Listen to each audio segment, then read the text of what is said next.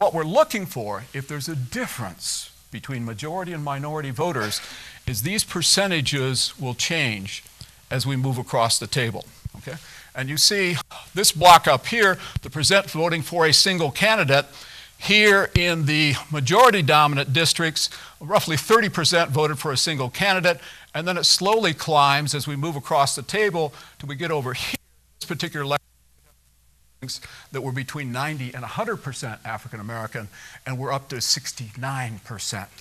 Okay, we're just voting for one. Okay, so there has been a difference in both systems, and there is a difference between majority and minority voters. Second difference, in part, it's a function of us simply voting for fewer people. Okay, in part, that's what's going on. But the voting behavior is more racially polarized, okay? We vote for fewer combinations of majority preferred and minority preferred, okay? And we tend to vote, or the voters tend to vote for candidates of their race, okay? This is a little difficult to do from the traditional to cumulative voting. Okay, we can do it comparing elections under cumulative voting.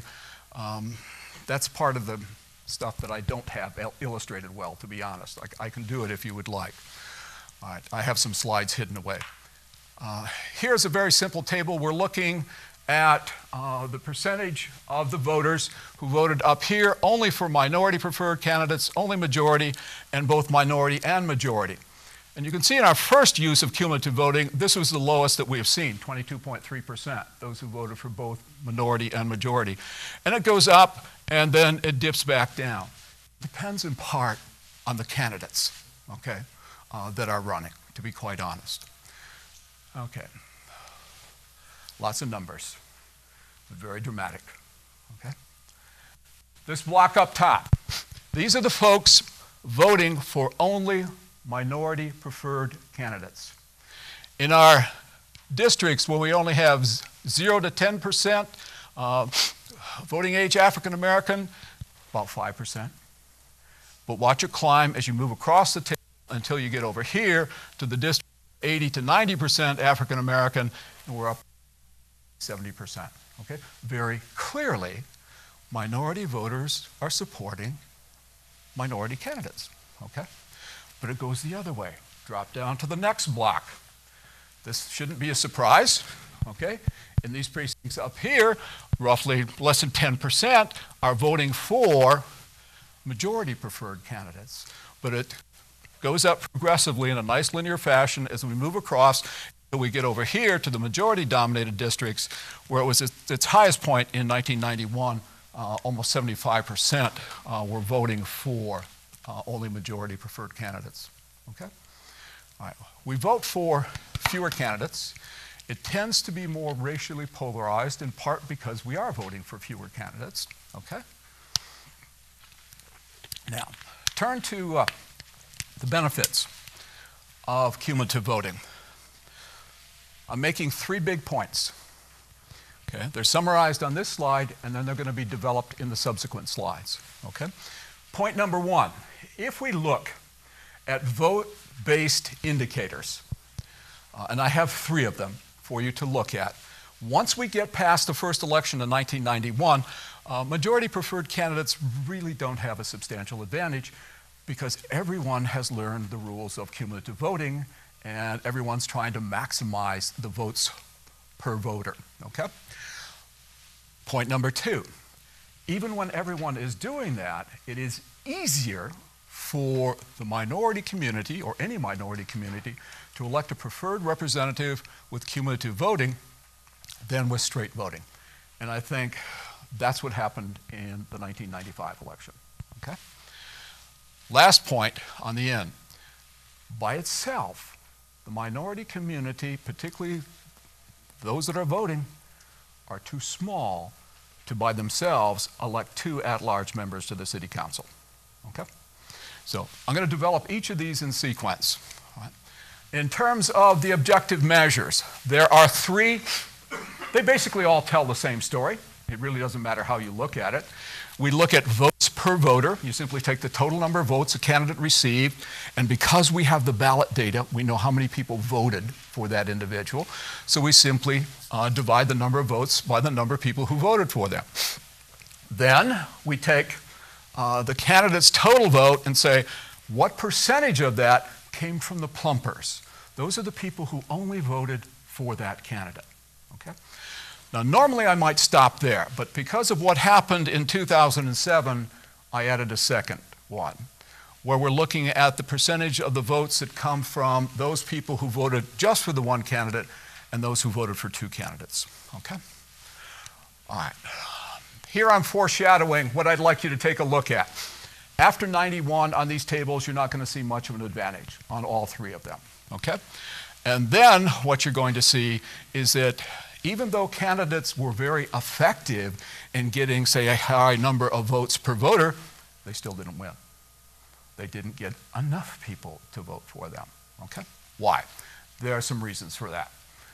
Okay, the first table. This is votes per voter. You can see in 1991, Banks, Johnson, and Allen, okay, led the entire field. Banks with 2.45 per voter. Okay, but after that, the minority preferred candidates tend to fall back. In this case even, it looks impressive, second and third, but look at the numbers. Okay, there's not that big a difference, really. Okay, so as we ratchet forward there, the minority preferred candidates do not have a huge advantage over the rest of the field. Okay, and as we'll point out in another slide, even when they do have a significant advantage, or what appears to be a significant advantage, they may not win. Okay? This is the percent of the total vote that came from the plumpers. And again, you can see 1991, our preferred candidates did very, very well. Okay, but then we drop back again to the middle of the pack. Then in 2007, you see Sterling Polk here, and you see Eric Turner down here. What happened given what we've seen before? In 2007, we had a lot of people not plumping, but voting for two candidates. Okay? There were a lot of people who voted for two candidates in that election. Okay? So that's why I added this one, where we look at the percent of votes that came from both those who only voted for the candidate and those who voted for two candidates. And you see Sterling Polk bumps up to the top, and Eric is back towards the middle. Okay? So on ballot-based measures of benefit, after we get past 91, there's no significant advantage. What we also see is that you can maximize cumulative voting, get lots of votes per voter, and still lose. Okay? A couple reasons the minority preferred candidates have lost. Too many candidates. All right? Given their size, too many candidates split the vote too many ways. And in that situation, the only way, when you have multiple minority preferred candidates, the only way they're going to win is if they pick up support from the majority voters. Okay? We don't have enough of that, okay, for them to be successful. Now, I decided to use the 2007 elections to illustrate this because I think it is a good representation of all the elections, okay?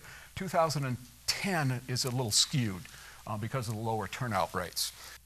These are the numbers from 2007, okay? We can see a couple things here. We have multiple preferred candidates. They're splitting the vote. And you notice that the minority community is supporting them. All right, look at the vote for Turner. Okay, starts at 43%, and as we go across the table, climbs to over 80% over here. All right. The same thing for Sterling Polk, starts at 10% and climbs to 63%, less so for Fitzgerald down here. Okay? But they're splitting the vote. And then the other thing to point out, look at the contrast between this percentage and this percentage right here. Okay? Turner did very, very well here. Matter of fact, there's only one percentage that's larger, isn't it? Yeah. And then what you want to look at is the bottom. Here's the total number, okay, of voters. Okay? We had almost 15,000 voters, okay, and we have, okay, what, 12,000 of them in those first two columns, okay? All right. Now, election outcomes. All right. I argue that probably the 1995 election is the high point for cumulative voting being successful. And that Eric Turner was elected, I think it was because of cumulative voting. Don't have the ballot data, okay? So we can't confirm it for sure. I have looked at this election dozens of different ways, okay? I am firmly convinced that he was elected with cumulative voting. Time permitting, I can show you some slides on a couple reasons why I think that's the case, okay? After 95, he becomes an incumbent, right? He's got name recognition, and he really doesn't need cumulative voting, okay? And we've seen that elsewhere in the country, where candidates break through, become incumbents, and they really don't need cumulative voting to be reelected, okay? All right. Now, one minority community member elected from the 1st district, a second elected at large with cumulative voting. Is it possible that you could elect 2 preferred minority candidates, at-large candidates, with cumulative voting? It is possible, but not probable, okay? The odds are stacked against it.